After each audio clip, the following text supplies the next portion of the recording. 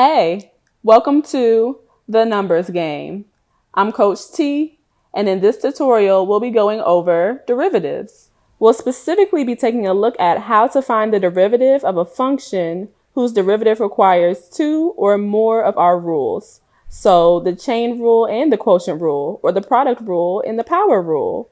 So for instance, let's say that we have to find the derivative of a function that includes division and a composite function. What do?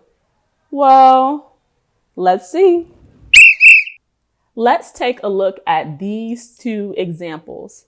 In our first example, we have a composite function. So we have stuff on the inside of the parentheses and on the outside of the parentheses. So this is a composite function, which implies the use of the chain rule. We also have a variable being raised to a constant. So we'll use the power rule.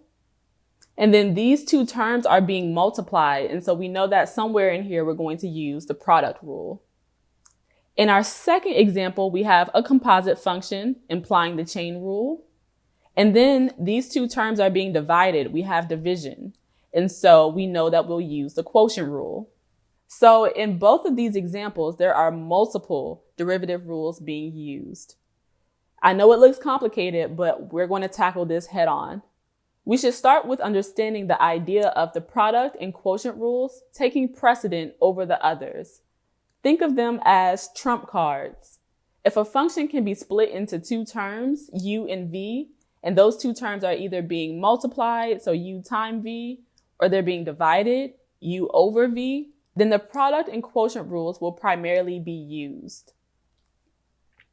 Now with this knowledge, let's start with solving the derivative of our first example here. We'll write what our u and v terms are. U equals 4x minus 1 squared, and v equals x raised to 4. We'll also write our product rule formula, which is the derivative of u times v equals the derivative of u times v plus u times the derivative of v. Now let's get started with working through our derivative. F prime of x equals, plugging into our formula, we'll take the derivative of u, 4x minus 1 squared, times v, x raised to 4, plus u, 4x minus 1 squared, times the derivative d dx of v. Solving through this, we get the derivative of 4x minus 1 raised to 2. So we'll take what we know about the chain rule to solve through this derivative. We'll bring the 2 to the front, replace what's in the parentheses, subtract 1 from 2, which just gives us 1 as the exponent.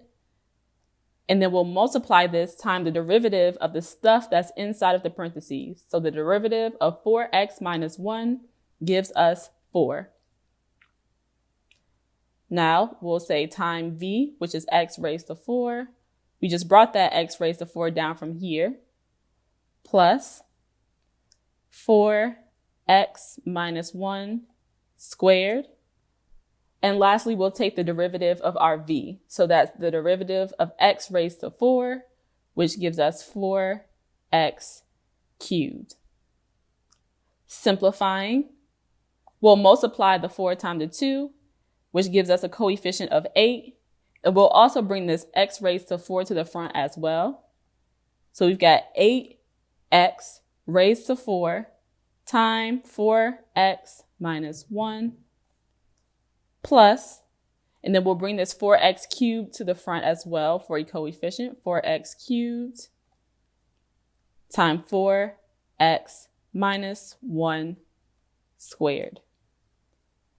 This is our final answer. In this problem, we use the product rule, the chain rule, and the power rule to get our final derivative. Now let's go back and take a look at that second example.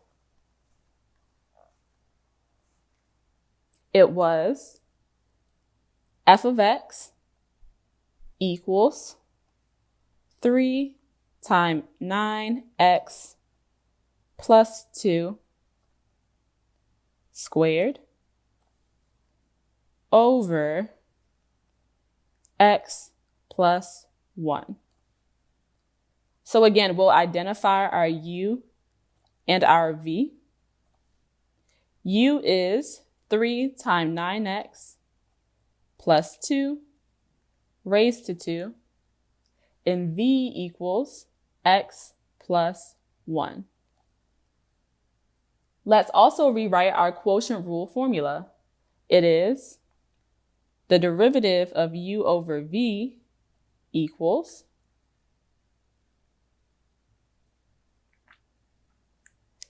the derivative of u times v minus u times the derivative of v all over v squared.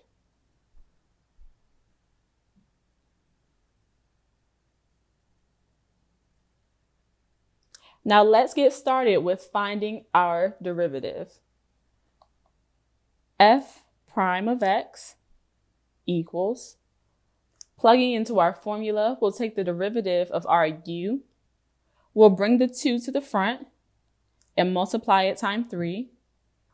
Replace what's in the parentheses.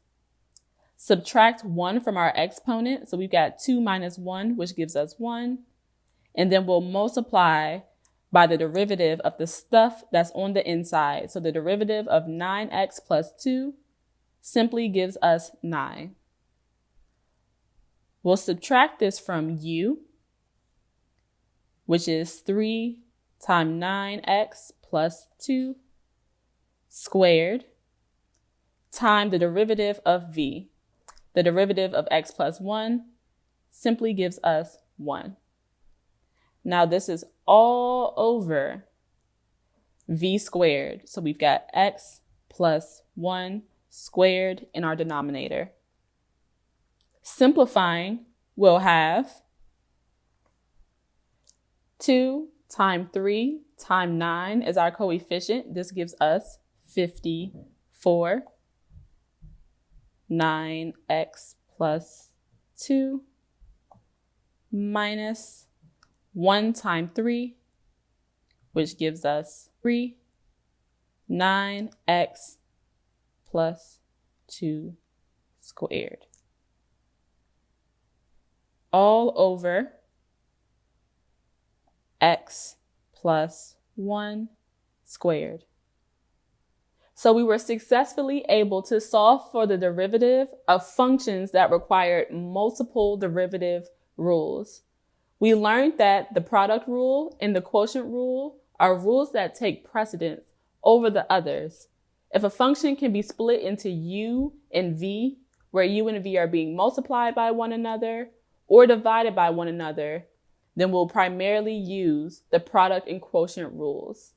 Now I'll leave you guys, as always, to try one on your own. Find the derivative of 1 over x times x over x cubed. Now I know you're thinking, Coach T, there's multiplication and division. Which one takes precedent over the other? Well, I'll give you guys a hint. What I would do is combine these two terms. So I would multiply them. So we have 1 over x times x over x cubed.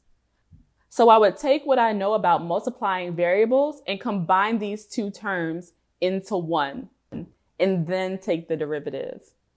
When you guys get the answer to this problem, as I know you will, drop it down in the comments below. Thank you for watching The Numbers Game.